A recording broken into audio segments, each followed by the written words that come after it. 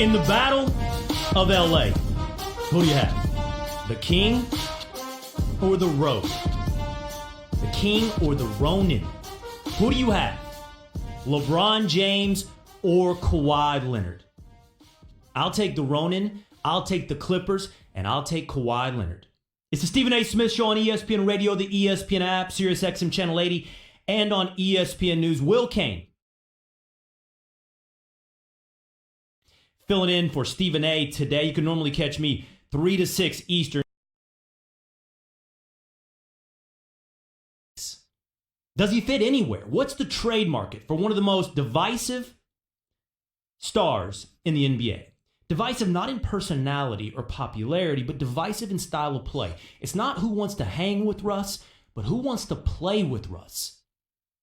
So does he fit? Not just with the Knicks, but does he fit anywhere? But it's time for Straight Talk, brought to you by Straight Talk Wireless. The Battle of Los Angeles. It sounds like a Hollywood movie, doesn't it? A blockbuster, probably directed by Michael Bay. Surely some big special effects, maybe even a monster. Who wins the Battle of LA? But as long as we're talking about movies and movie analogies, Hollywood, the one that works for me is the King versus the Ronin. You know what a Ronin is? Most of the guys working the show today did. Nuno's run the show, Pat's riding shotgun, and Cat is on the board. A Ronin was a samurai who didn't have a master. Either his master had fallen out of favor or on the wrong side of the law or lost his power, and his samurais, his guys, his soldiers, they were then rogue, able to do what they want, take on empires, take on kings, take on dynasties.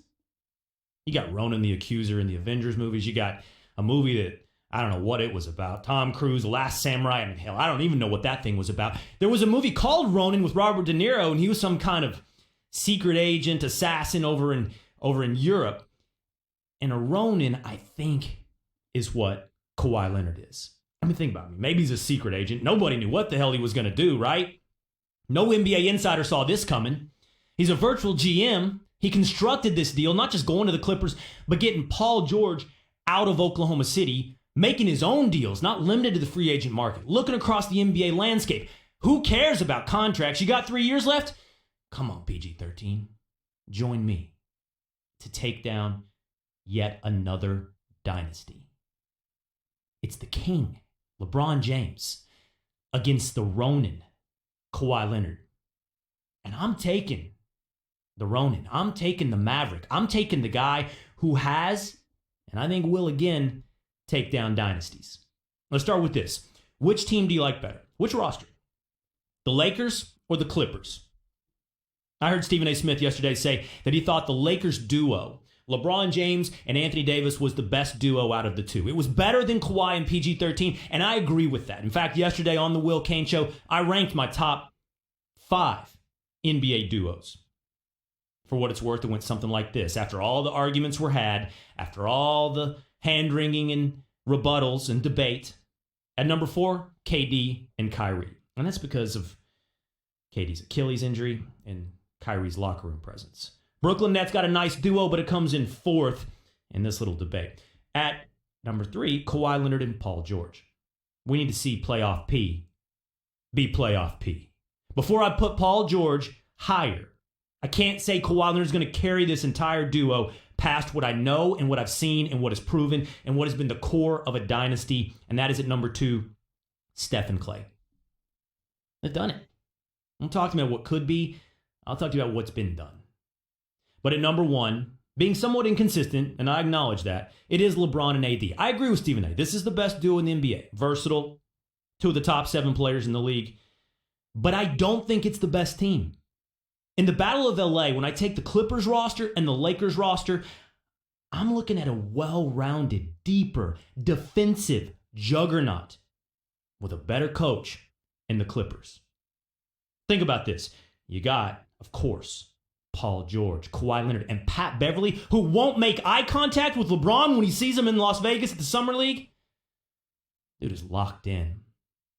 And that's going to lock down some teams. You got Landry Shamet still. You got a second unit with Lou Williams and Harrell that can come off and run pick and rolls, and you got the better coaching staff. That against what? Yeah, I like Danny Green. I do. I like Kyle Kuzma. You know these guys? I know Danny Green had a nice season. You know these guys don't shoot the three that well? I mean, Danny Green last year, 45%, but it was below 38 in the years leading up to that. And the other guys are all under 38, closer to 35% shooting the three, and that's what LeBron and AD are going to need. The point is, as far as rosters are concerned in this Battle of LA, give me the Clippers. What? What's that? Really? Really, Nuno? I'm being told that perpetually incorrect, the wrongest guy on ESPN. Somebody, if you ever find yourself with in agreement, you need to revisit your premises, start over, and see how you got here. I'm being told that Ryan Hollins, former Los Angeles Clipper, agrees with me on Clippers versus Lakers. You look at this Lakers squad and you see that they're stacked, but you check out the Clippers and you start going, man, they got a little bit of everything. They've got a team. They've got a great bench. They've got the stars now, two of the greatest two-way players that we have ever seen play the forward position. I like to think, I'm going to throw out a name here, man. If you're going to look at Kawhi Leonard and Paul George, they're somewhere below Michael Jordan and above Scottie Pippen. Ryan Hollins agrees with me. I agree with Ryan Hollins. Let me take a couple steps back and reevaluate. Let me look back in the mirror. Am I sure that the Clippers have the better roster in the Battle of LA? This is a wrong side of the street to be walking down. This is the way you end up as a meme. This is the way you get it wrong. Unfortunately, a broken clock is right twice a day. And Ryan Hollins can get one right here and there. I think he's right. I think I'm right. I think as far as rosters are concerned, I'm going with the Clippers over the Lakers. But the real interesting thing is the King versus the Rogue. The King versus the Ronin. Can he take down yet another empire? Kawhi Leonard has shown you who he can be. He's shown you what he can do. Kawhi Leonard takes down one dynasty in the Miami Heat, turns around, takes down another one in the Golden State Warriors, and then, just to put a cherry on top, takes down the entire concept of the super teams in the NBA. The whole thing. Takes it down. Look what we were on the verge of. We were on the verge of the extension of a foregone conclusion. We were on the verge of the idea that there's no unpredictability, no drama in the NBA. We're on the verge of knowing before the season start who was likely to win the title. We're on the verge of the Lakers super team. It would have gone, inherited from the Celtics, to the Heat, to the Warriors, to the Lakers. Kawhi Leonard, LeBron James, and Anthony Davis, give them it now. That's what we were on the verge of. But because Kawhi Leonard is not a follower, because Kawhi Leonard is not a joiner, because he doesn't want your super team, and why would he? He's taken down two. Because Kawhi Leonard is a creator, an assassin. Kawhi Anthony Leonard. Three names like any other assassin. Because he's some kind of CIA operative that nobody can read his intentions or his plans or see him before they've unhatched. Because he's, I don't know, a GM. He looked across the landscape, saw there were no free agents, realized the reality of needing a duo in the NBA to compete with the Anthony Davis, LeBron James world, to compete with the Kevin Durant, Kyrie Irving world, to compete maybe even with James Harden and CP3, or Ben Simmons and Joel Embiid, to compete with the new dawning of the dynamic duo age. He needed a running buddy. And there wasn't one in free agency. So he called up a guy with 3 years left on his contract. He called up Paul George and he said, let's do this.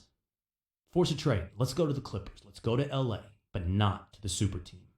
Let's reset the NBA. And he did. When's the last time you saw it with this competitive balance? When's the last time you went into a season going, I don't know, a third of the league? 10 teams? A third of the fan bases have a real reason to root for the outcome of the NBA season? You got Clippers fans, they're in. Lakers fans still have a shot.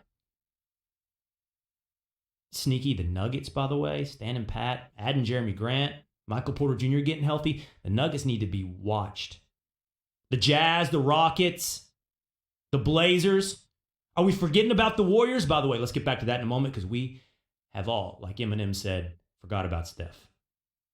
And that's just the West. In the East, you could add the Bucks, the Sixers, the Celtics. That's 9 right there off the top of my head. That's 9 teams that you can make a good argument have a shot to win it all. And that's because of Kawhi. That's Kawhi's decision. That's Kawhi's GMing. That's Kawhi killing the super team era. You know who was into this? You know who is even more extreme than Kawhi? You know what I really like? I like Dame. See Damian Lillard the other day at Summer League, talking about everything that's going on, everybody joining up, super teams. Even more radical than Kawhi Leonard. Dame said, I'm not into this, man. I guess I'm old school. It's become huge because it's sometimes the coaches and the front offices, they don't have as much power as the players. You know, the players are so friendly now. I think in the past it was like, you know, Jordan probably didn't go out searching and trying to get guys to come join them. They was competing against each other. Now is, well, they got 3 stars on their team, so I know this guy and that guy. I'm going to try to get them to come to my team. So I think you see it a lot more now, where it's just players recruiting players is more powerful than a pitch meeting with the team. That's just what it is now, so it's a huge part of the game now. That's Portland Trailblazers guard Damian Lillard. By the way, more extreme than Kawhi Leonard, more old school. I need anybody. You're going to do it the way it was dealt. Play the hand that was dealt to him, see what he can do. He said more, by the way, sitting courtside, I think with the jump at Summer League, he said, just not who I am. I'm not a team-up type of person. You know what I'm saying? I've said it in the past, like I would almost just rather, if I'm going to lose trying to do it the way I'm doing it, I can live with that knowing that I really mean that. Well, That's what I prefer. But you ain't just saying, you live it. Yeah, like that's really how I feel. Yeah. So like, I don't think there's nothing wrong with what guys are doing. You know, when I see it, I kind of get excited about the challenge of it. I like it Damian Lillard's way the best. I like Kobe with the Lakers for 20 years. I like Dirk with the Mavericks for 20 years. I like Duncan with the Spurs for almost 20 years. I like allegiances. I like depth of connection. I like loyalty. I like being able to invest in a team. That's how I do it. My fandom, and I'm honest with you, Will Cain here filling in for Stephen A. You can normally catch me 3 to 6 Eastern on the Will Cain Show. I'm honest with you, man. I'm a fan. Anybody that's seen me on First Take or my own show knows, look, I'm Dallas. I was born and raised outside of Dallas. So that's what I was given. That was my birthright. My birthright was the Cowboys, the Mavericks, the Rangers, and the Texas Longhorns. What was your birthright? And by the way, your mom or your dad can brainwash you. That's the one caveat. They can give you some kind of, I know you're born in New York, but we're really Dallas fans. That's what I say to my boys. Live in New York City and think it's a suburb of Dallas. That's my boys wearing their Cowboys gear to school in Harlem. That's my boys. Just have to deal with the hand that I dealt with them. Just like Damian Lillard. That's how you do it. You deal the hand or play with the hand that was dealt to you. But if you're not going to do that, at least restore competitive balance, and that's what Kawhi Leonard did. That's what he did, man. He took down the Heat. He took down the Warriors. And now he's taken down the super team era. And I'm in on that Ronin. I'm in on that Empire Killer. That Challenger. I'm in on that being the second best way to do this. Don't join up. Don't become a super team. And that's why in the battle for LA, it's not just the roster. I'm going with the stepchild, the redheaded stepchildren of the NBA. I'm not afraid to go, obviously, Nets over Knicks, but Clippers over Lakers because I'm taking Kawhi over LeBron. I'm taking the rogue to take down the king. Kawhi's playing with house money. Whose legacy has more on the line? Who has more pressure? I mean, Kawhi has won 2 titles, 2 finals MVPs, and he's done it when being on the lesser of the team. Toronto Raptors against the Golden State Warriors, please. Taking on a super team in Miami, did it. He's bona fides are proven, man. He's playing with house money. If he wins a title with yet his 3rd team, it's sky's the limit. And if he loses, There's no downside. He's not going belly up. LeBron could win a title with his third team, but the pressure's all on him to do it. Now he's got AD. Now he's got the Lakers. He's got everything. And you telling me that legacy can't take a hit? Oh, please. That legacy can take a hit. Kings have more to lose. Ronins play for themselves. Battle of LA, give me Kawhi Leonard. Give me the Clippers over LeBron and the Kings. Chuck, in LA, what's up, man? You're on the Stephen A. Smith Show with Will Cain. Hey, Will, thanks so much for taking my call. I wanted to back you up on your Clippers. They do have the better team. A lot of that is because they have the better bench. And what a lot of this will come down to is how many minutes the starters for each team can actually play throughout the season. Because we know Kawhi's not going to play 82. We know LeBron's not going to play 82. So where is that going to get filled in, the rest of those minutes? And with Harrell and Lou Williams, you got the best bench in the league. Totally. That makes them the much stronger team. Totally agree. Now, hold on. Let's be fair, though, Chuck. Okay, here's where the Lakers are right now. They got Caldwell Pope. They've got Quinn Cook, who I think is a nice signing from the Warriors. They got Jared Dudley. They have some depth. It's not to the Clippers level. I agree with you. The Clippers right now are the more well-rounded team. On paper, as we stand right now, Clippers in the Battle of LA. One more, Mike in Jersey City. What's up, Mike? You're on the Stephen A. Smith Show with Will Cain. Hey, how you doing? Thanks for having me on. You bet. I just wanted to say, man, I think that the Lakers are much better than the Clippers, man. This Clipper team, I'm going to tell you, they gambled on Kawhi, which was a great bet. You know, he's an NBA champion, but I just hope he can stay healthy, man.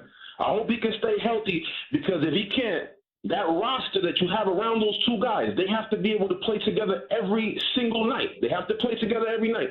You look at the Lakers roster, they got Anthony Davis, they got LeBron James, they got Danny Green, they got Quinn Cook, who sat behind one of the best point guards in the league, and Stephen Curry, to learn about the game. Not to mention he got coached by Coach Chef at Duke.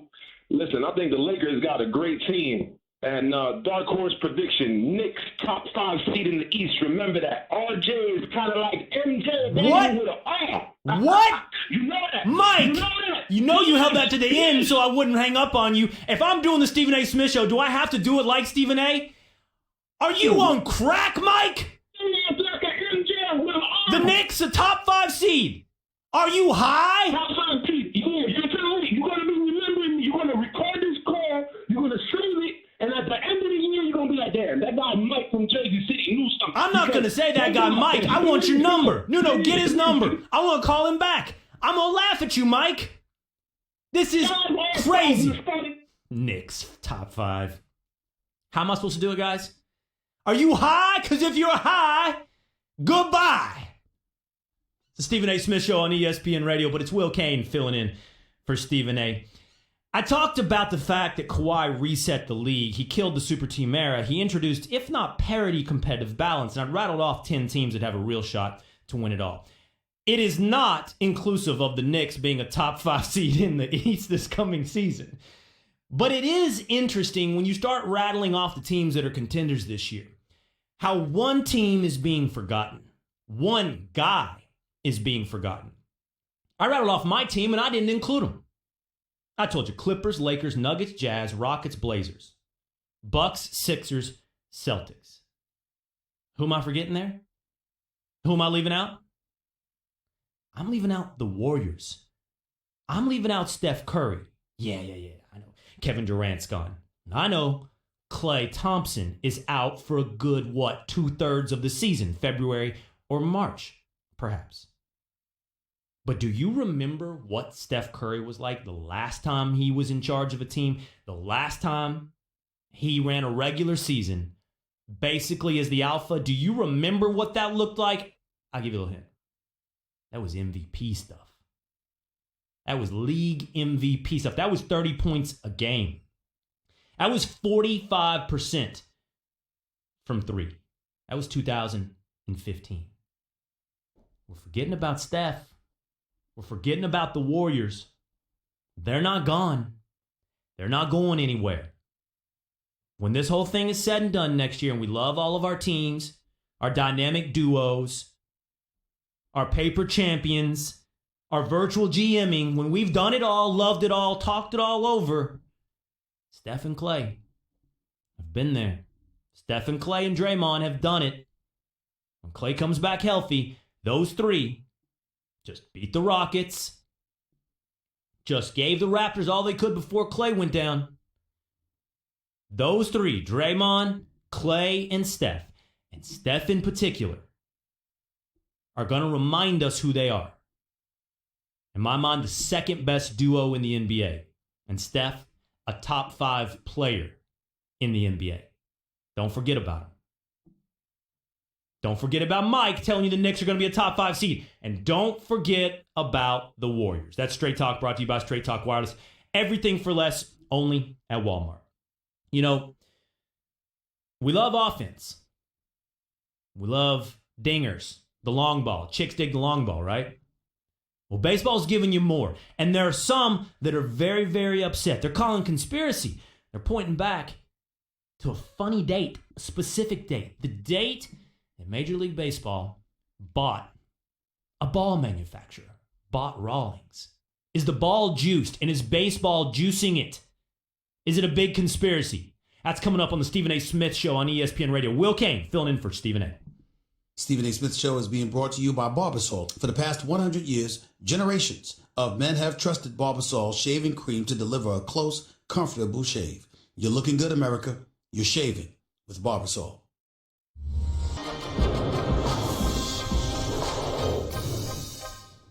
And Danilo Gallinari and Shai Gilgeous-Alexander. So it's not like Oklahoma City got hosed here. They got an awful lot for Paul George, who's going to get paid $33 million next year, who's going to get paid $35 million the year after, who's got a player option on $37.8 million in 2021-22. And if you're the Los Angeles Clippers, considering the fact that you gave up so much, guess what, ladies and gentlemen? Get the hell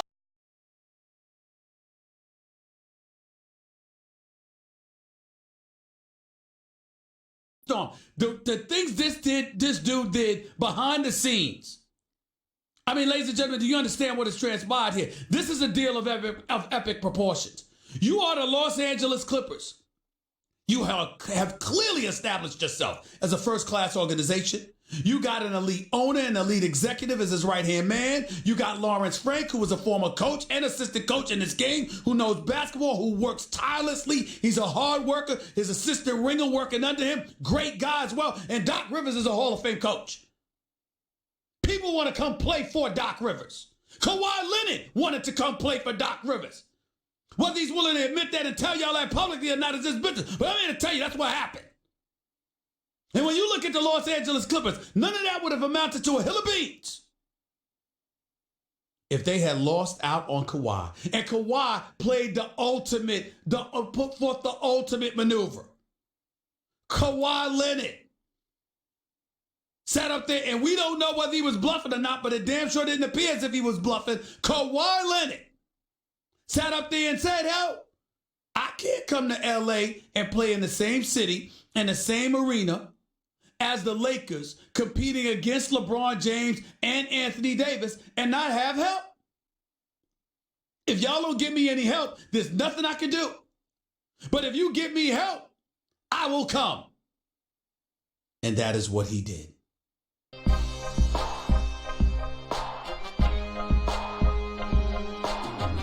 To move on. Obviously, he's a megawatt NBA superstar. It's hard to gauge what the trade market for Westbrook looks like. I think it's Minnesota and Detroit. I think those are the type of under-the-radar teams to focus on. One team that has interest, I'm told, in Westbrook, the interest is mutual, are the Miami Heat. The Stephen A. Smith Show on ESPN Radio is presented by Progressive Insurance. Guests on the Stephen A. Smith Show appear via the Shell Pennzoil Performance Line. Where does Russell Westbrook fit in the NBA? Is it with the New York Knicks? I'm going to tell you here in about half an hour on the Stephen A. Smith Show, brought to you by Pennzoil Synthetics, taking synthetic motor oil performance to a whole new level. Make the switch to Pennzoil Synthetics today. Will Cain filling in for Stephen A. today. You can normally catch me 3 to 6 Eastern on ESPN Radio and ESPN News, and mornings on First Take. Again, at the top of the hour, where does Russell Westbrook fit? Is it in New York? Is it with the Knicks? I've got two teams that I want to tell you should be looking to trade for Russell Westbrook. But we turn now to an absolute power fest. Haymakers thrown left and right, slugging, punches. Not a fight, but a home run derby. Last night in Major League Baseball, Vlad Guerrero Jr. and Jock Peterson absolutely went at it. And this was in the semifinals. Isn't that how it often happens? Josh Hamilton, whoever it may be, you see the big, big bombs, the numbers come up in the semifinals, and in the finals it tails off. It didn't necessarily tail off to a great extent, but the semifinals were amazing. I'm not normally one for a home run derby, but let me tell you something. The way the ball's flying out of the park, it's got many calling conspiracy. That the ball is juiced. And some very, very, very famous pitchers in Major League Baseball saying the game is basically rigged. Now first, last night really was awesome. Because it was like a fight. It was haymaker left, haymaker right. Peterson matching Guerrero. Guerrero came out of the gates, hit 29 home runs in the first round. And Peterson, as the clock ticks down, 29. Then they go to extras, and Guerrero goes to 38, and Peterson matches it right at 38. Then it goes to extras again, 3 pitches each. How many get? They each get 1. In the end, Vlad Guerrero ends up with 40 home runs to Peterson's 39. Opposites, by the way. Vlad Guerrero, just all tension and power, a wound spring of muscle, forcing it over the fence. And Peterson with one of those, maybe not Ken Griffey Jr. strokes, but a beautiful, model of physics, lifting the ball out to right field. But again, that, not just the home run derby, which has long been suspected of having juiced balls, but baseball itself and its devotion to the home run is fallen under scrutiny. This is what Houston Astros pitcher Justin Verlander told our own Jeff Passan. It's a effing joke.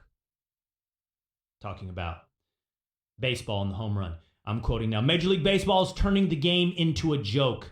They own Rawlings, and you got Manfred up here saying it might be the way they center the pill.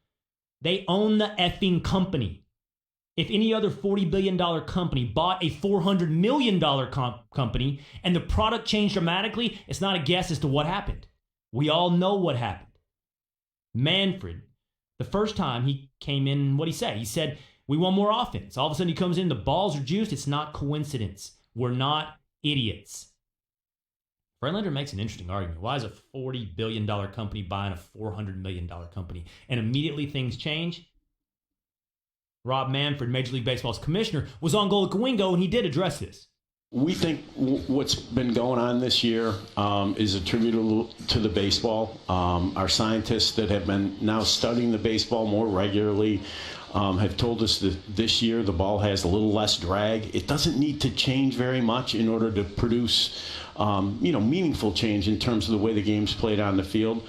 We're trying to understand exactly why that happened and build out a manufacturing process that gives us a little more control over what's going on. But you have to remember, our baseball is a handmade product, and there's going to be variation year to year. That's Rob Manfred addressing whether or not the ball is juiced in Major League Baseball. Now look, Verlander's living in a day gone by, and I don't blame him. I don't blame his frustration. But here's the bottom line. We're here for offense. Where were we in the late 90s? Watching Mark McGwire and Sammy Sosa.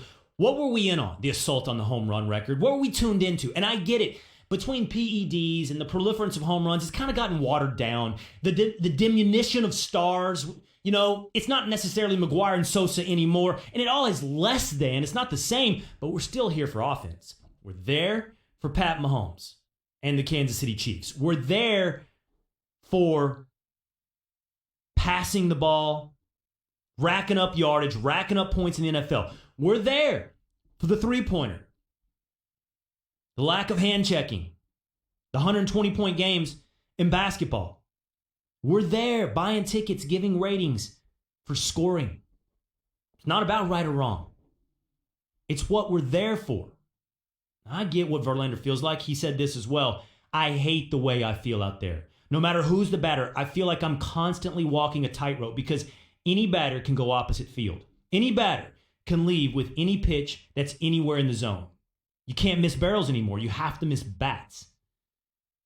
There's been multiple times this year where 5 years ago I'd probably just thrown the fastball away, and I can't do that because you're the 8, 9 hole hitter and you can still hit an opposite field home run. Asked if he thought the ball was juiced, he said 100%.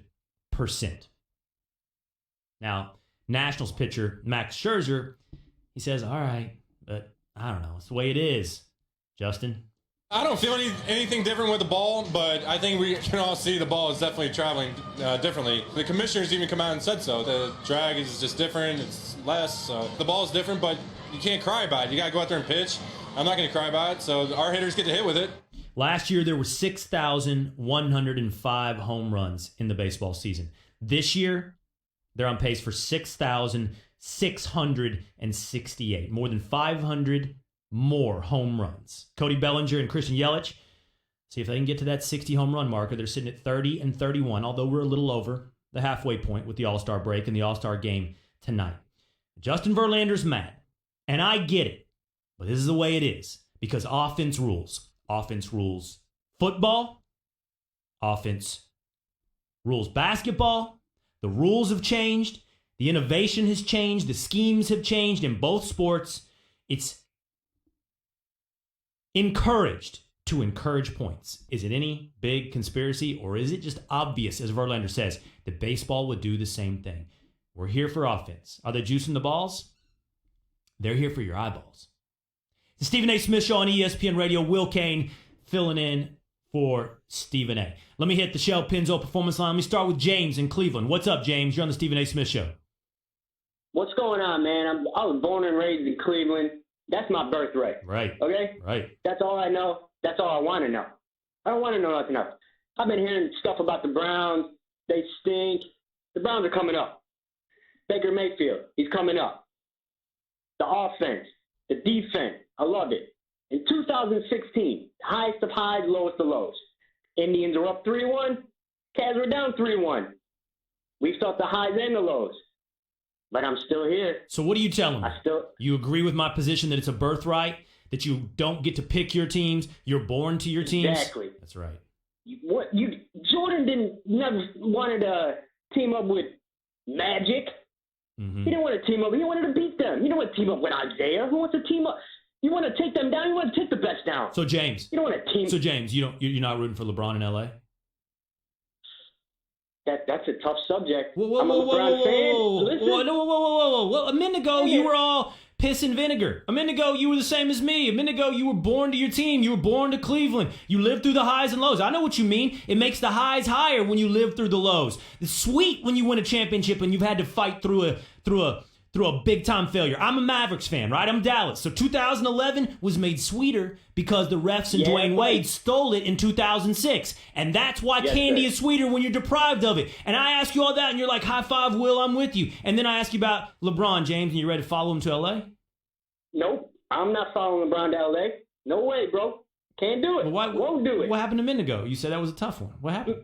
No. Didn't you just do it? I mean, do I need to rewind the tape 30 seconds? What are you talking about? No, I never said I'll follow LeBron to LA. You just said it was tough? No. I can't. That's not where I'm from. I got you. I got to stand for where I'm from. I know it. I'm from the land. And we've experienced highs and lows through every sport. Right. The Indians, what's their last title? 48? But James, last question for you. If the Lakers and LeBron win and LeBron gets one more title, are you going to be happy for him? Nope. All right. You passed the test. That's right. Hardcore all the way. Thanks for the call, James. You're born to your teams. Either through geography or through brainwashing. You're born to your teams. We're not free agents. Kawhi was. You're not. One more on the Battle of LA. Q in Wisconsin. What's up, Q? You're on the Stephen A. Smith Show with Will Cain. Yo, what's happening, man? How you doing? I'm good. What's up? Well, I wanted to talk a little hoops. But I heard this dude Mike on the show. Yeah, right. Another Mike on the show talking about the Knicks going to be top 5. Yeah, he called in. He got started early today. You remember, it is 1:40 in New York, so he's on East Coast time. He started 5 o'clock at noon. So if you really want to respond like Stephen A., this is what you got to tell him. Oh, okay. Here we go. Mike, stay off the weed. That's good.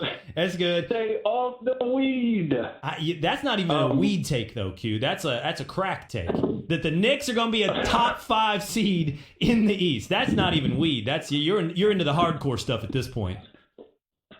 Yeah, that's absolutely crazy. I guess I wanted to talk about the Lakers, and I mean, I love LeBron, man, but why would they make that move to trade for Anthony Davis? I would. Not all that talent. I wouldn't have traded. I don't know. That's just me.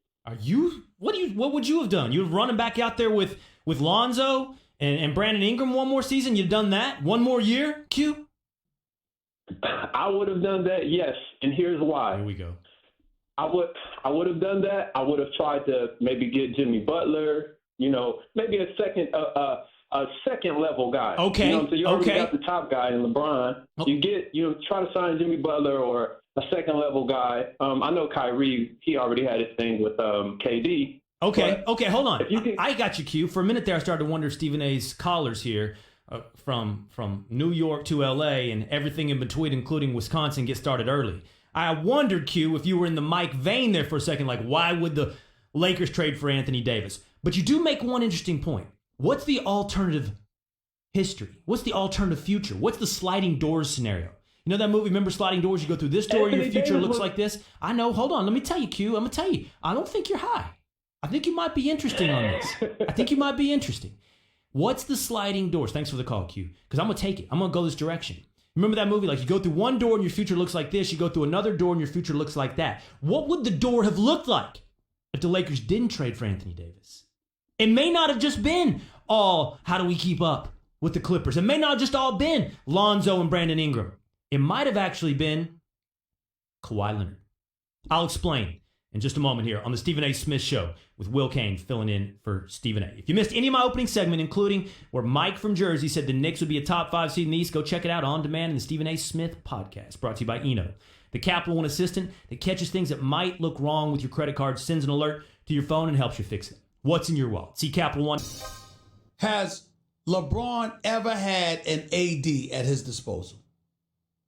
Of course not. Because think about it. We're talking about a guy, you do understand, in AD, we have an individual that's 6'11", that can defend 4 different positions, that can play inside and out, that can hit the 3, that can hit a 15 to 17-footer, that can play with his back to the basket, that can play facing the basket. He can finish on the open court. He can hit free throws. Plus, he rebounds and blocks shots and defends his man.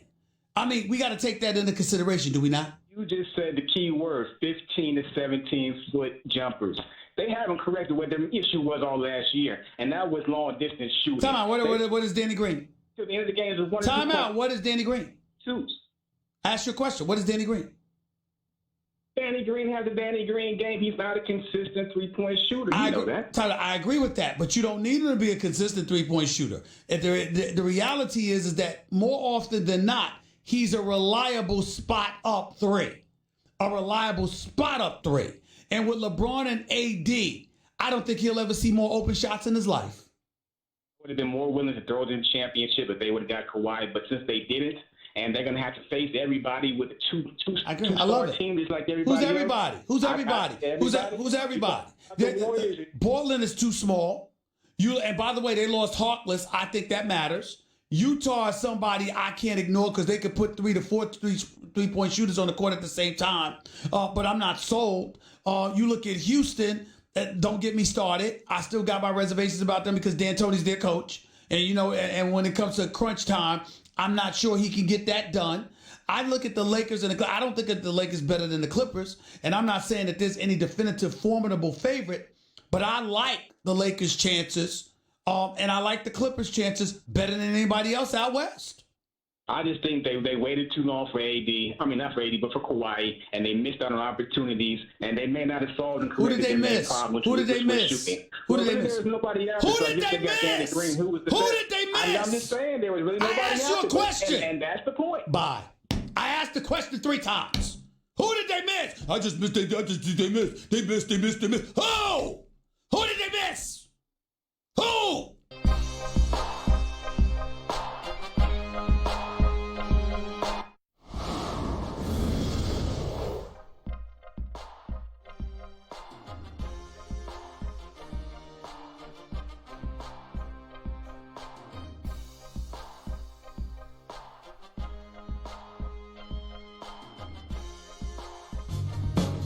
The Stephen A. Smith Show on ESPN Radio is presented by Progressive Insurance. Guests on the Stephen A. Smith Show appear via the Shell Pennzoil Performance Line. Will Cain filling in for Stephen A. Smith today. You can only catch me 3 to 6 Eastern on ESPN Radio and ESPN News. What's that sliding door scenario? What if the Lakers hadn't have traded for Anthony Davis? It seems obvious that's the play. That's what you had to do. And it was, because you have to live in the moment. You can't really see into the future. But had that sliding doors moment passed, they hadn't have gotten AD. Might have not been so bad for the Lakers. That's coming up in just a moment here on the Stephen A. Smith Show, presented by Progressive Insurance, making it easy to bundle your home and car insurance. But let me hit the phone lines here really quickly. Let me go to Angelo in Maryland. What's up, Angelo? You're on the Stephen A. Smith Show with Will Cain.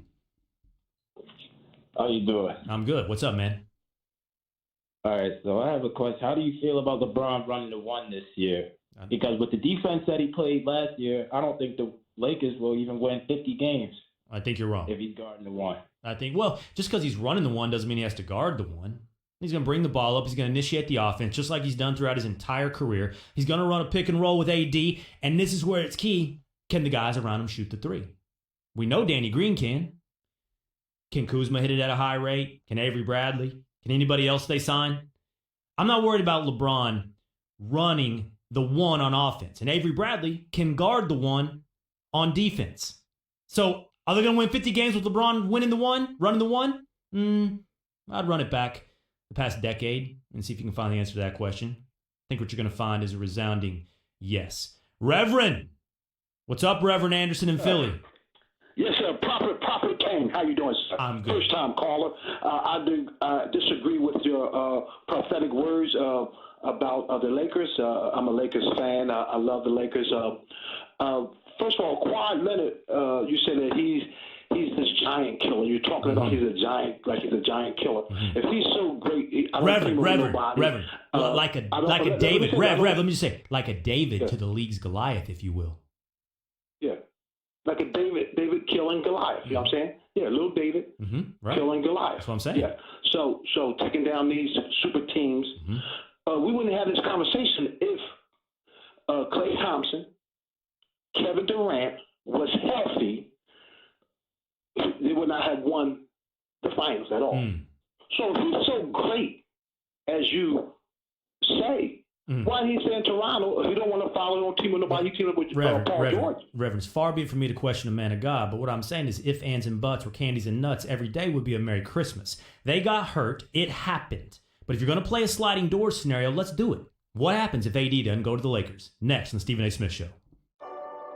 Host, the Stephen A. Smith Show starts right now.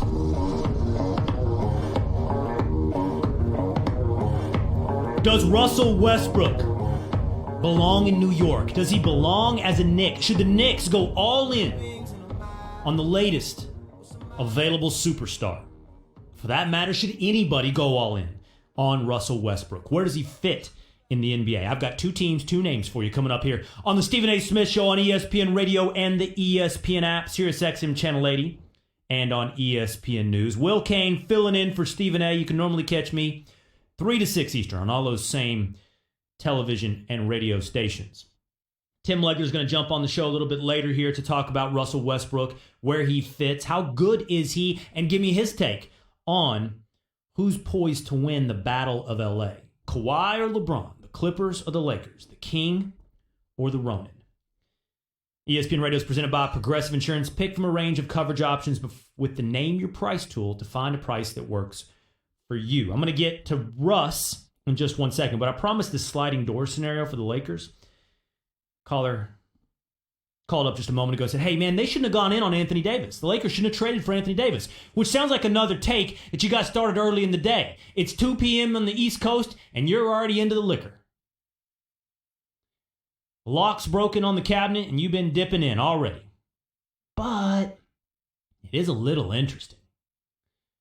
In that sliding doors kind of way, that 2020 hindsight kind of way. Like, what if the Lakers hadn't been able to pull off the LeBron James trade? What would that look like? Well, obviously, Lonzo Ball would still be there, Brandon Ingram, that bounty of picks, that draft haul that was sent to the New Orleans Pelicans would all still be in LA. You know what else would be in LA? No super team. And I mean that in a complimentary way. There's a lot of things that kept Kawhi Leonard from joining the Los Angeles Lakers. In fact, Bill Plaschke of the LA Times was on my show, the Will Cain Show, yesterday, and he said it's a direct indictment, not just of Magic, but of the organization, that Kawhi picked the Clippers over the Lakers. The fact that he actually interviewed with the Lakers and didn't go to the Lakers and took the Clippers. Again, the Lakers, they looked down. I can't tell you how much they looked down on the Clippers. They dismiss them. They brush them aside. Their fan base acts like they don't even exist. For him to take them, I think it's equally, yes, I want to celebrate the Clippers. They've earned this. They deserve this. But also, you got to point a finger at the Lakers and say, how did they let this happen? How could they have let this guy get away? And Plaschke went on to say it was the dysfunction. It was Magic. There's a lot of blame to go around. There's a lot of reasons Kawhi chose the Clippers over the Lakers. But one of them is reportedly that he didn't want to join a super team. He didn't want to join up. He didn't want to be the third member of an insurmountable obstacle in the NBA. So, again, let's go back to our sliding door scenario. What if AD's not there? It's LeBron. It's not a super team. And therefore, it's more open to Kawhi Leonard joining the Lakers.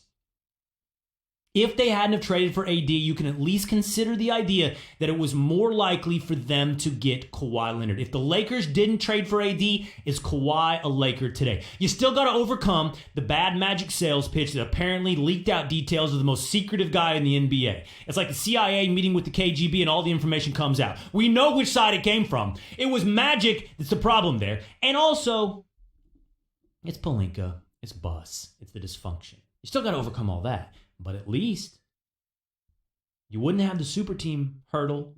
You wouldn't have to answer to Kawhi, who's going to get the ball. Am I third in the pecking order? Am I second? Where am I? It would have been a team up.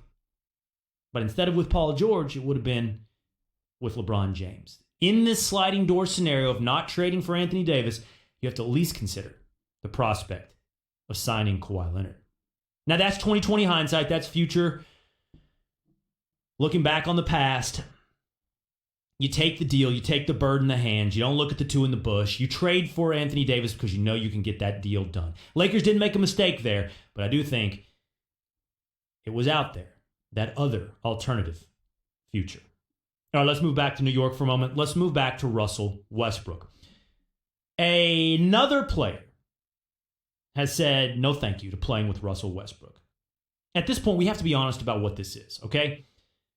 Kevin Durant, Paul George, they've said, I'd rather not when it comes to playing with Russell Westbrook. It's not an indictment of who he is. He's obviously buddies with everybody. We see the Instagram post of him hanging out with Chris Paul and LeBron James. They like him. But it appears like they just don't want to play with him.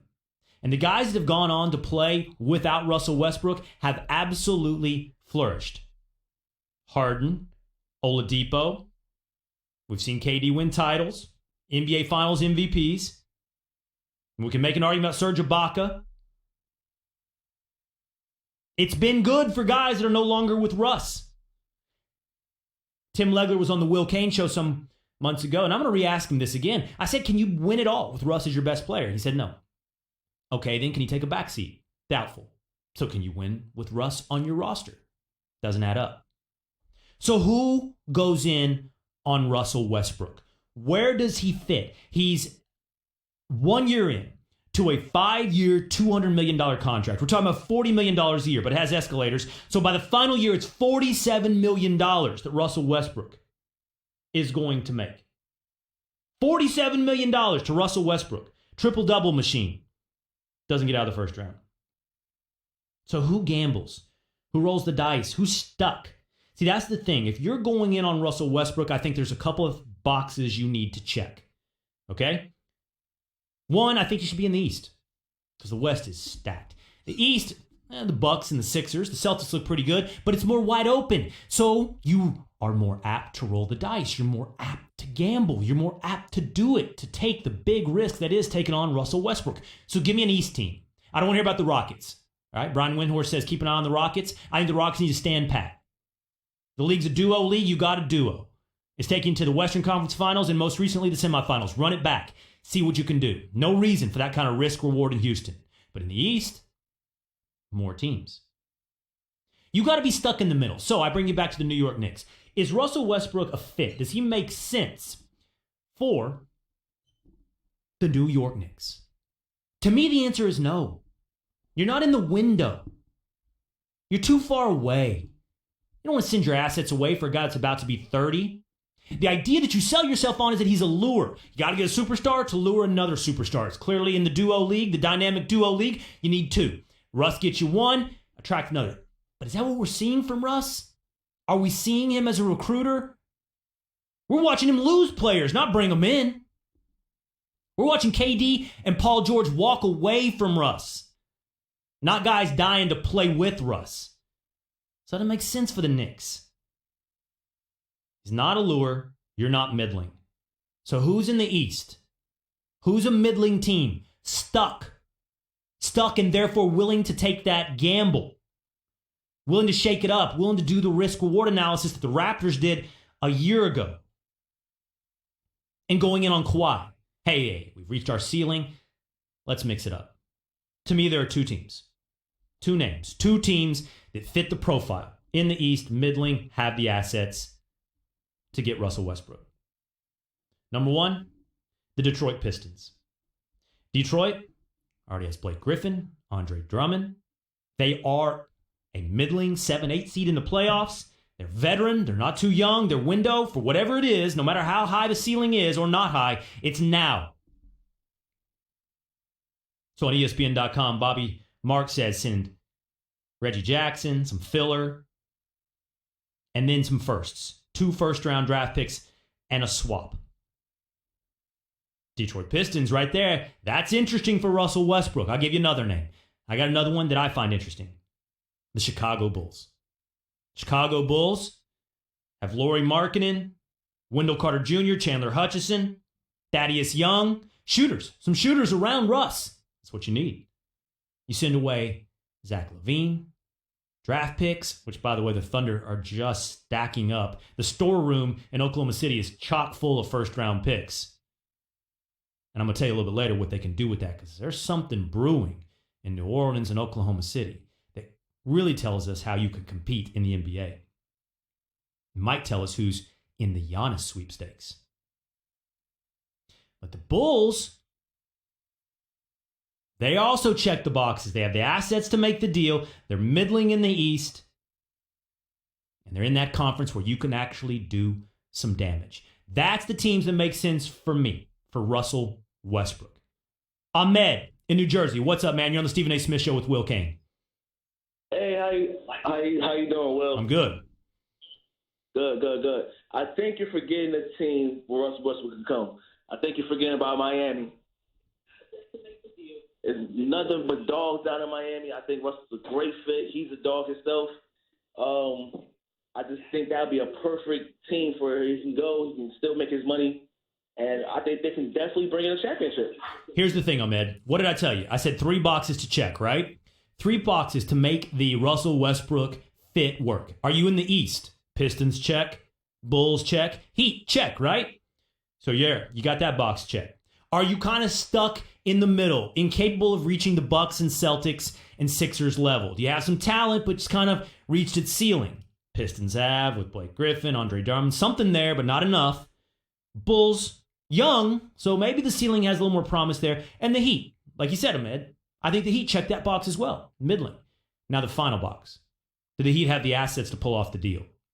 This is where I disagree. This is where I think the answer is no, and why they fall short of the Pistons and the Bulls. Man, you're going to be trying to send out cap space like Goran Dragic and I don't know what else to people. And I just don't think that's going to win in this league. You've already sent a ton of picks to Philly, or some picks. You're running out of draft picks to send out there. I don't think that he can win the deal. I don't think they have the assets. That's the truth, man. That's why I didn't include Miami, Ahmed, in that analysis. Thanks for the call, man. So Tim Legler is about to walk in studio. I'm going to run this all by him. Who's a fit for Russell Westbrook? But first, do you want to appear in a This Is SportsCenter commercial or pitch Mark Cuban over lunch? You want to be Dana White's personal VIP guest at a UFC title bout? How about being a producer at First Take? You can come hang out with me, Stephen A., Max, Molly. Or bring in your whole fantasy league to Bristol to do your draft with Matthew, Field, and Stefania. Then bid now at ebay.com/ESPN on these and over 80 other one-of-a-kind experiences. Proceeds benefit the V Foundation for Cancer Research. That's ebay.com/ESPN now through July 10th. Let's get Tim Legler in here now on the Stephen A. Smith Show. ESPN NBA analyst Tim Legler joins me now on the Stephen A. Smith Show. Will Cain filling in for Stephen A. So, Legs, you were on my show, the Will Cain Show, some months ago now, and I asked you a series of questions. I said, first, can you win a title with Russell Westbrook as the best player on your team? And you said... I don't remember. I do. I don't remember. You said no, man.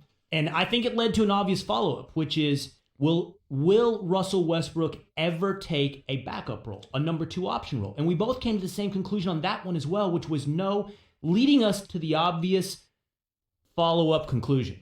Can you win it all with Russell Westbrook on your roster? And we both said we doubt it. Yeah. So what does that mean for Westbrook's market out there right now when the Thunder are looking for trade partners? Yeah, it's tough, man. I mean, I think when you look at what teams are willing to do to try to get him and what that does to the makeup of your team, what that does to your team offensively, what that does to every other guy slotted on that roster, I don't care if you're an all-star or not, the impact of that, I mean, I think you'd have to look long and hard, right, at acquiring him. And I'm one of the last holdovers on Russell Westbrook. He was my favorite player for 2 or 3 years in a row, just because of the effort, the consistency with what I knew I was going to get when I watched him for 2.5 hours. I turned the corner a little bit on him this year. I think just his demeanor, his leadership, and the more you watch him, the more you realize that he doesn't have enough trust in guys he plays with.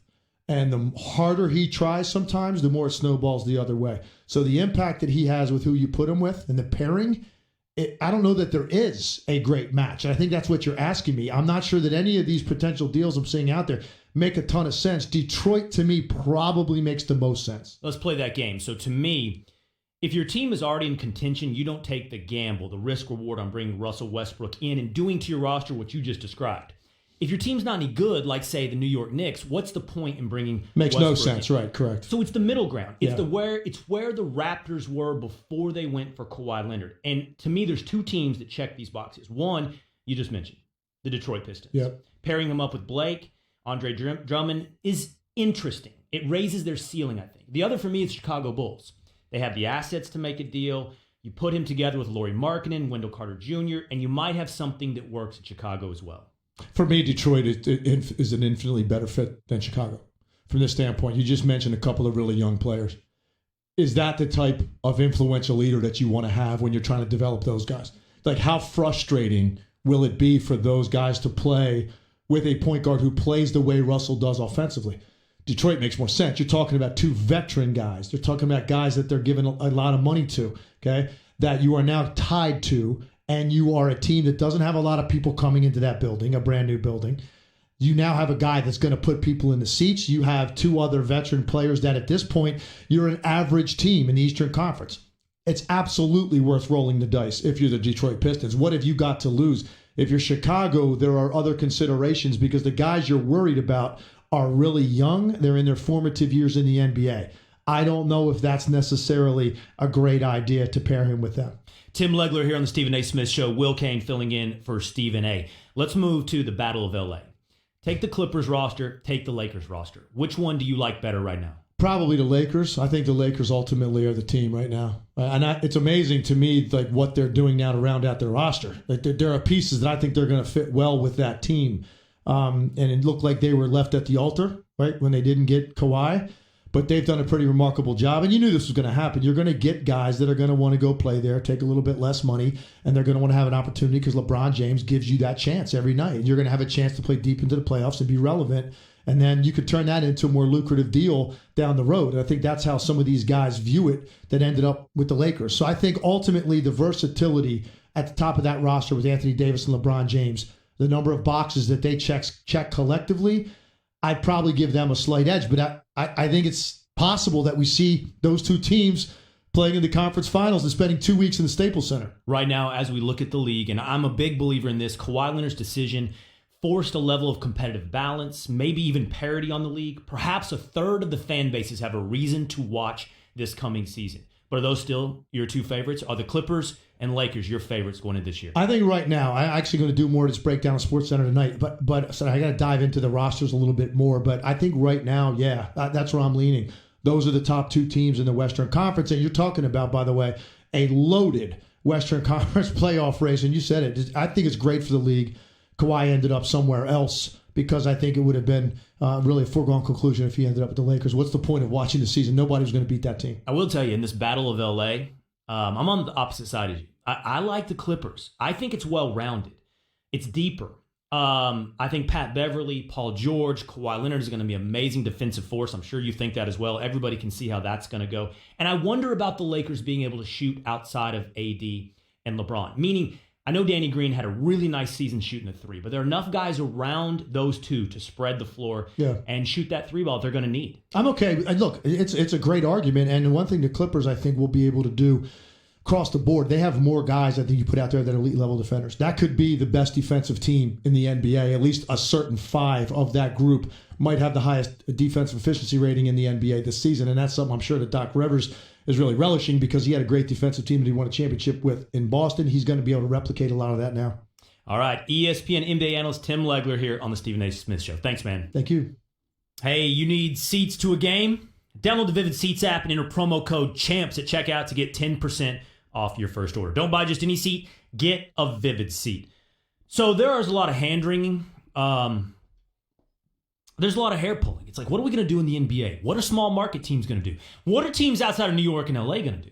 If the superstars dictate where they're going to play, and so therefore everybody in the league is superstar hunting, well, does that mean small market teams are toast? They got no option? Does that mean the Bucks are toast with Giannis? Like, how do you compete? How do you keep up? How do you have a league that's well-rounded? How do you keep the stars from just ganging up in the big cities? Well, let me tell you something. I'm not quite as worried. I'm not quite as scared for the small market teams as everybody else. I'm starting to see value, opportunity. That's how you get rich. You guys know this. Anybody's listening to the Will Cain Show, or even me filling in for Stephen A. here, I'm just a massive believer in value. The crowd looks over here. The mob moves that way. What they leave in their wake? What they trample over and not notice? What did they miss when all looking one way that sits over there? Like, where is the value? And the way the NBA is going right now, you don't think there's some value? There's some teams that are setting themselves up to be the next Nets, to be the next Clippers, to be the next team to take advantage of the next disgruntled star. Here's the funny thing. Lazarus, right? I had a reverend calling a little bit earlier, man of God. You know the story of Lazarus, rise from the dead. How about a phoenix rising from the ashes? Here's the thing we've learned. I've got examples. You know who's often the team that's ready to find the value, build the franchise, set the foundation? The team that just got messed over. It's the team that just lost a superstar. It's teams like the Pelicans and the Thunder. I'm going to tell you how you build a franchise in the age of superstars. When everybody's looking one way, you get rich the other way. That's next on the Stephen A. Smith Show with Will Cain, filling in for Stephen A. Stephen A. Smith Show is being brought to you by Barbasol. For the past 100 years, generations. And Danilo Gallinari and Shai Gilgeous-Alexander. So it's not like Oklahoma City got hosed here. They got an awful lot for Paul George, who's going to get paid $33 million next year, who's going to get paid $35 million the year after, who's got a player option on $37.8 million in 2021-22. And if you're the Los Angeles Clippers, considering the fact that you gave up so much, guess what, ladies and gentlemen? Get the hell over it. It was a great deal. They had to do this. They had to do this. And you talk about Kawhi Leonard is the Don.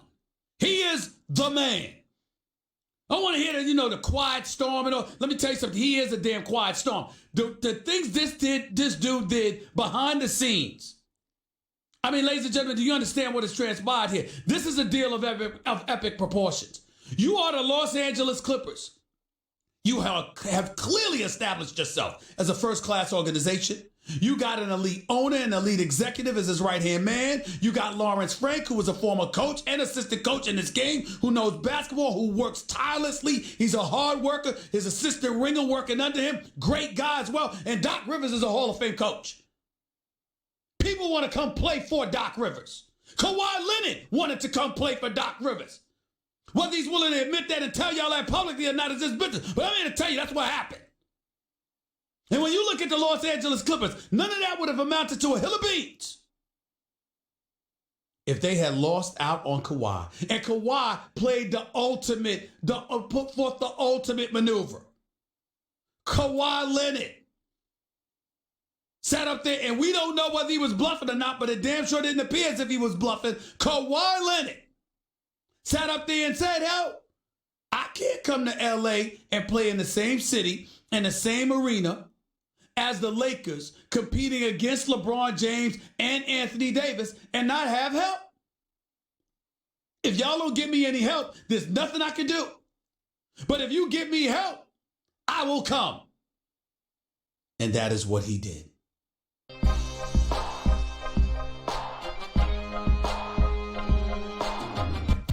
Who wins the Russ sweepstakes? Or better yet, who gets the value buy at the Oklahoma City garage sale? Everything must go. Both the team and Westbrook are ready to move on. Obviously, he's a megawatt NBA superstar. It's hard to gauge what the trade market for Westbrook looks like. I think it's Minnesota and Detroit. I think those are the type of under-the-radar teams to focus on. One team that has interest, I'm told, in Westbrook, the interest is mutual, are the Miami Heat.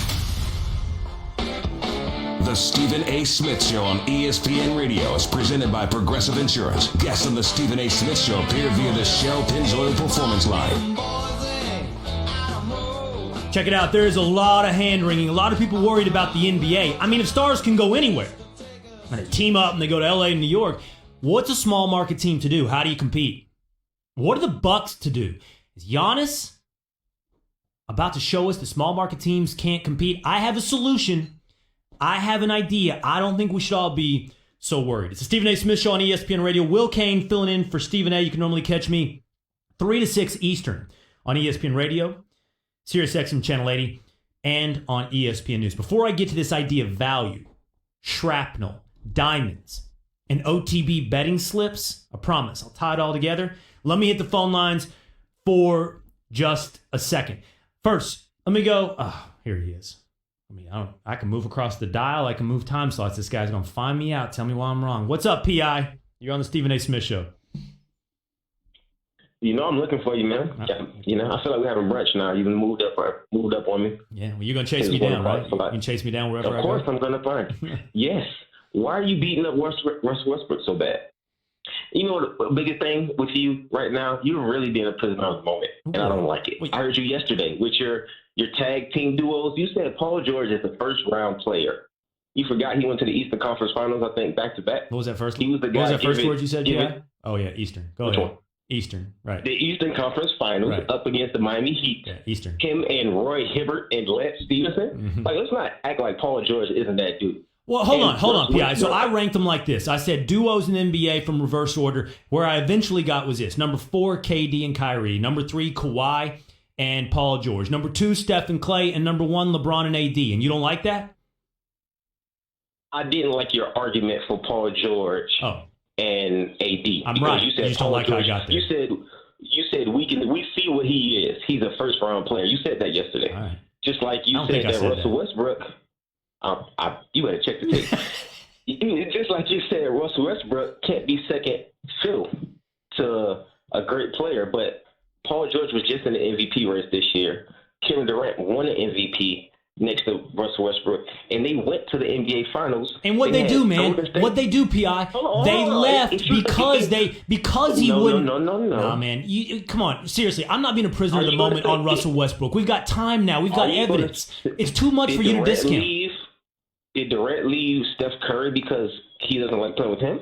Well, are you really comparing two guys that won 2 titles, one of which won a Finals MVP twice, to Russell Westbrook? That man, P.I., I love you. What do you mean by comparing? P.I., in which way? P.I., this is what I love you, man. But here's what you're doing. Like you and I are in a courtroom, right? I know you're studying to be an engineer, so you're going up against a lawyer, right? I got my cases and I got my evidence folders and I got stacks and reams of evidence, and you're over there with a feather waving at it, like ignore all of that. Ignore Russell Westbrook's last 5-6 seasons. Ignore the superstars that went away from him. Ignore the playoff exits. Ignore the selfish ball playing. Ignore it all. Because P.I. has an argument that sounds like what?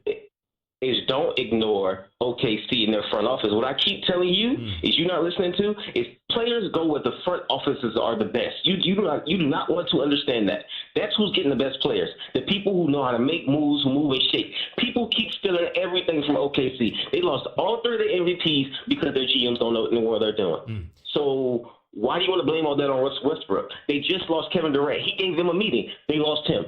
They didn't have to trade Paul George. He has 3 more years in his contract. You just said that yesterday. They traded him. They got fleeced by Jerry West again. They keep getting fleeced, and you want to say, "Oh, it's Russell Westbrook." They don't. These players are going to better situations. No.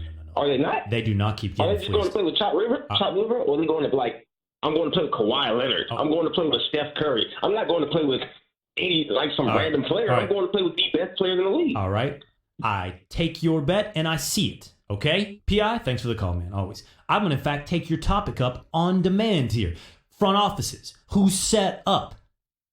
Who's the best front office? Who's set for the next disgruntled star? Because you're indicting one of the teams that I think is actually set to be next. But before I get to that, one more from Rico in Denver. What's up, Rico? You're on the Stephen A. Smith Show with Will Cain today. What's going on, Will? Hope you're doing well. I'm good.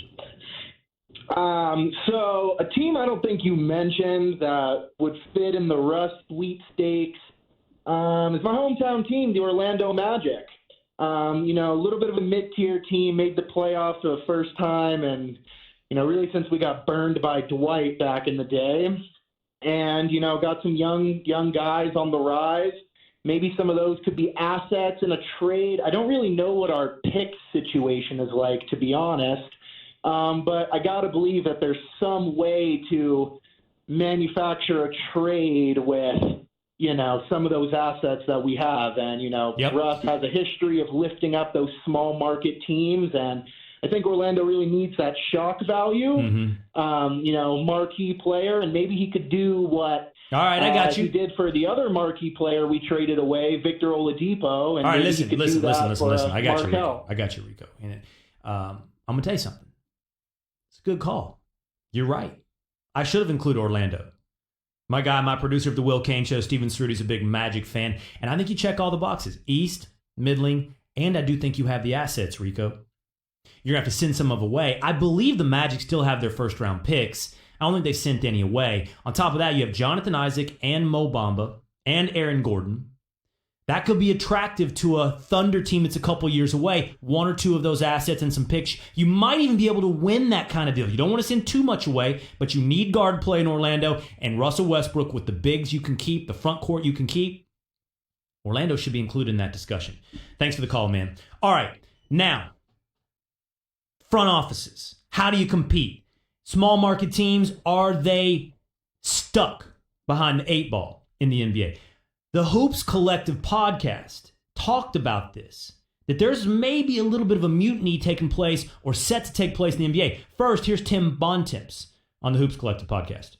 I think that next summer with Giannis Antetokounmpo could be a really defining moment for the league for several years going forward, maybe even for the whole decade going forward, because if he stays in Milwaukee and he agrees to sign a Supermax deal, a lot of these issues will be pushed to the side because arguably the best player in the league going forward is willing to stay in a small market. if Giannis leaves Milwaukee, a team that looks set up to contend for the next half decade, right? No matter what his reasoning is, I think that you have the potential for a revolt of some sort from a lot of owners in the league, because they're going to look around and say, we don't have any chance with the way the league is set up to be good for any kind of sustained period of time. And we spend all this money on these teams, and we want to at least have a chance. But here's the thing. I think they do have a chance. And in direct contradiction to my buddy P.I. from Florida who just called in, I think there's some front offices that are set up to build a foundation, to gather the assets, and be the player for the next either free agent or disgruntled star who's ready to be traded. To be the team to take advantage of Giannis on the move, Simmons, even just into. Ben Simmons signing an extension just into it means nothing in the NBA. We know that. Paul George just got out with 3 years on his contract. So if Ben Simmons says I need out, or hell, Joel Embiid, there are some teams set who are building that foundation, who are gathering those assets. And more often than not, they're the jilted lovers. They're the victims. They're the teams that just got spurned. Let me explain. Anybody that's ever listened to the Will Cain Show knows I'm fascinated, I'm obsessed maybe with the idea of value. Warren Buffett is my favorite investor. He's gotten rich by not getting on the latest hot tech stock or whatever it may be, but looking where somebody else is ignoring. You know, he'll buy old school stuff like newspapers, television stations, because people are valuing BuzzFeed as though it's throwing off cash. And he's like, oh, really? This is underpriced and still making money. Point is, look where the crowds are not. Mob moves that way, mob moves left, you moved right. I got 2 stories on this I love to tell. One, both out of New York, is of off-track betting. You remember off-track betting in New York City? I told this yesterday on the Will Cain Show, but you could go into these little parlors across New York City and you could bet on horse races. And you got paper slips for your bets. And inevitably, at the end of the day, there were stacks and stacks of losers. And I'm using losers in quotation marks. Losers across the floor. And guys would sweep it up, put it in trash bags, and take it out. But some of them started realizing, you know what's buried in all those losing tickets? Some winners. And not just $2 tickets sometimes. People get confused. They throw out the wrong ticket. They leave early. Whatever it may be, man. There was value. There was money. There was riches hidden in that garbage. Guys would gather up all that trash, go through the OTB slips, and find some winners and find some money at the end of the day. Similarly, there was a story some years ago in the New York Times about guys that would go down the street in the Diamond District in New York, which is in the 30s, like 37th Street, I'm not sure, 34th Street, whatever. But in the Diamond District, trucks would haul the diamonds from the street into the store, back and forth. And along the way, all this diamond transport, you know what got lost? Little diamonds, diamond dust, little gems on the street, on the sidewalk, in the cracks. And it would tumble and it would get buried, in that grimy, gummy stuff between the concrete blocks, on a sidewalk street. And guys would go down with like little hand sweepers and little chisel tools. And they would just gather up what was buried underneath everybody's feet. Thrown away, forgotten. They get that diamond dust and those little tiny diamonds, and they would build a value, man. Riches, where everybody was ignoring. That's happening in the NBA in 2 ways. As everybody goes star hunting, as everybody's looking to get the next Kawhi Leonard, trade for Paul George, there's shrapnel, there's assets that are spun off. And look at the Thunder, for example, picking up Danilo Gallinari. That's a nice player, and that might be a nice contract in the trade market. You can find these guys, they're throw-ins, cap space clearing deals. We got to get rid of him, so we have the space to sign him. This is a way to pick up value. And the other is add up all these picks that everybody's in love with. Add up these young assets.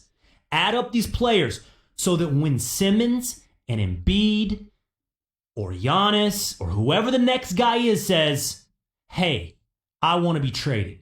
And I want to be traded to the Warriors, the Clippers, the Lakers, the Rockets. And I want to play with Buddy X and Buddy Y and Buddy Z. You have the ability, you have the assets to pull off that trade. And I'm going to tell you 2 teams, 2, that are poised for that moment. 2 teams that have those assets. And here's what I think is so fascinating. They're the teams that just got screwed over. Join Mike Trout, Gary Sanchez, and the rest of the AL superstars as they take on Christian Yelich, Cody Bellinger, and the NL Stars. Coverage begins of the 2019 MLB All-Star. Has LeBron ever had an AD at his disposal? Of course not. Because think about it. We're talking about a guy, you do understand, in AD we have an individual that's 6'11", that can defend 4 different positions, that can play inside and out, that can hit the 3, that can hit a 15 to 17 footer, that can play with his back to the basket, that can play facing the basket. He can finish on the open court. He can hit free throws. Plus he rebounds and blocks shots and defends his man. I mean, we got to take that into consideration, do we not? You just said the key word, 15 to 17-foot jumpers. They haven't corrected what their issue was all last year, and that was long-distance shooting. Time out. What is Danny Green? To the end of the game, is 1 or 2 Time out. What is Danny Green? Twos. Ask your question. What is Danny Green? Danny Green has a Danny Green game. He's not a consistent three-point shooter. You know that. Tyler, I agree with that, but you don't need him to be a consistent three-point shooter. The reality is that more often than not, he's a reliable spot up 3. A reliable spot up 3. And with LeBron and AD, I don't think he'll ever see more open shots in his life. Would have been more willing to throw to the championship if they would have got Kawhi, but since they didn't, and they're going to have to face everybody with a two-star team just like everybody Who's everybody? else. Who's everybody? Who's everybody? Portland is too small. And by the way, they lost Harkless. I think that matters. Utah is somebody I can't ignore because they could put 3 to 4 three-point shooters on the court at the same time. But I'm not sold. You look at Houston. Don't get me started. I still got my reservations about them because D'Antoni's their coach. And, and when it comes to crunch time, I'm not sure he can get that done. I look at the Lakers and I don't think that the Lakers better than the Clippers. And I'm not saying that there's any definitive formidable favorite, but I like the Lakers' chances. And I like the Clippers' chances better than anybody else out west. I just think they waited too long for AD. I mean, not for AD, but for Kawhi, and they missed out on opportunities, and they may not have solved and corrected their main problem. Who did they miss? Who did they miss? There was nobody else. Who did they miss? Green, who was the Who best. did they miss? I'm just saying there was really nobody else. I asked you a question. And that's the point. Bye. I asked the question 3 times. Who did they miss? I just missed. They missed. They missed. Who? Who did they miss? Who?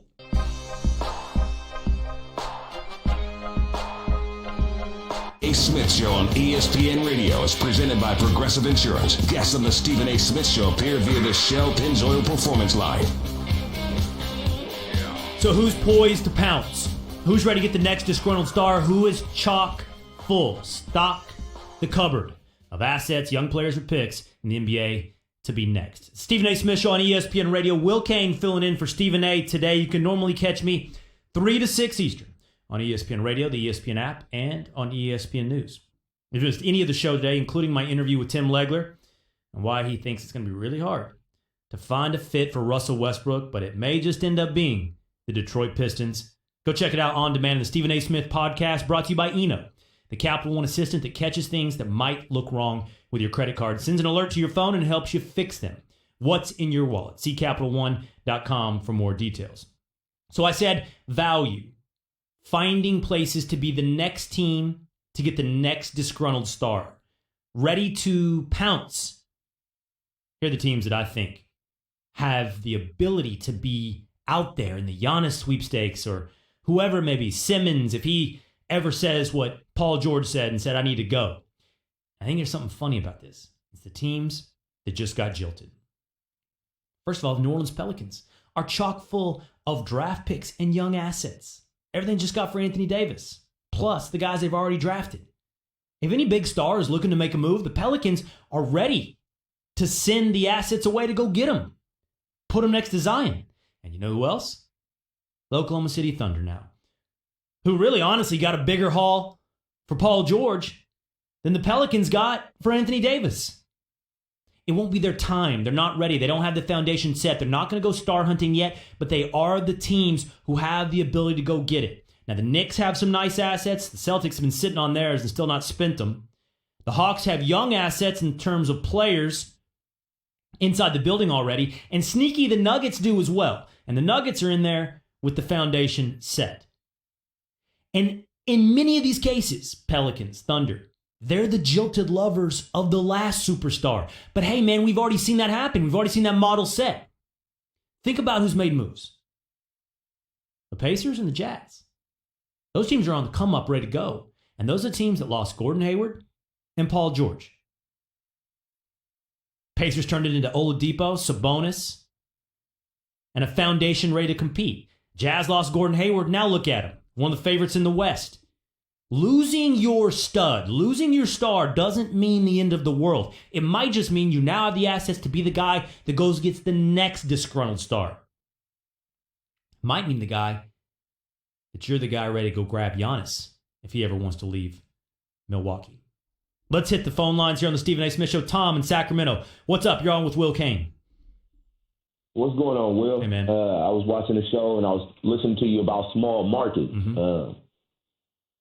And I don't think that the small markets are in such bad shape. I do agree with you with the hauls that they're getting for these superstars that want to leave and want to get out of town. The OKC thing is amazing. They got 5 picks, a couple of swaps are protected. They still could trade Westbrook, which potentially they're going to be looking to get in the first round for him. Right. You got Gallinari, whatever they can get for Gallinari. They got ammo. That's what they got. They got ammo and assets to do something. Yeah, but when you look at small market teams, most of the small markets last year were playoff teams: Jazz, Portland, Orlando, the Spurs, Pacers. You got Denver, you got Minnesota, you got the Bucks. Yeah, man, I'm with you. It's not Chicken Little. The sky's not falling here. And what I see what the big markets is doing is the big markets are kind of setting themselves in for a win now and making it hard for a new GM, the next GM, to come in and fix that situation, because with the win now, it kind of puts your team in a crutch. You know what, though, Tom? You know the teams that are doing that? It's the LA teams. The New York teams still got those assets. The Knicks still got their assets they got from the Mavericks. They got young players. And the Nets, don't forget, got KD and Kyrie as free agents. It's Will Cain in for Stephen A.